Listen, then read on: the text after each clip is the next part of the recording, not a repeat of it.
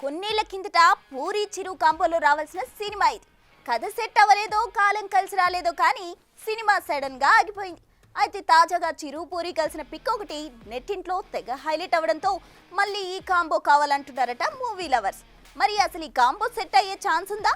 Form కోల్పోయిన పూరికి చిరు dates ఇస్తాడా? Politics మన కచ్చిరాదు అంటూ చిరు ఇండస్ట్రీలోకి రీఎంట్రీ ఇవ్వాలనుకుంటున్న టైం అది.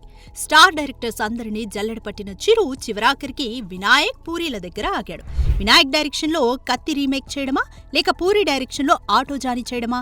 అయితే వింటేజ్ చిరుని చూపిస్తానన్న పూరి ఆటో జానీని అనుకున్న రేంజ్ లో డిజైన్ చేయలేకపోయాడు. ఇక కత్తి అప్పటికే సాలిడ్ సక్సెస్ అయిన సినిమా. వెంటనే మేకప్ వేసుకుని సెట్స్ పైకి వెళ్లిపోవచ్చు. దీంతో సాలిడ్ ఎంటర్టైనర్ చేయాలని ఆశపడ్డ చిరు కూడా కత్తి రీమేక్ కే సై అనాల్సిన పరిస్థితి. అయితే అప్పటికే ఆటో జానీ వచ్చేస్తుందంటూ మీడియా ఊదరగొట్టేయడంతో భారీ ఆశలు పెట్టుకున్న మెగా ఫ్యాన్స్ సినిమా సడన్ గా ఆగిపోవడంతో ఫుల్ సాడ్ మోడ్ లోకి వెళ్లిపోయారు. అయితే తాజాగా చిరు అనిల్ కాంబోలో వస్తున్న మన శంకర వరప్రసాద్ గారు షూట్ దగ్గరలోనే పూరి విజయ్ సేతుపతిల సినిమా జరుగుతుండటంతో రెండు సినిమాల స్టార్స్ ఒక చోటికి చేరారు.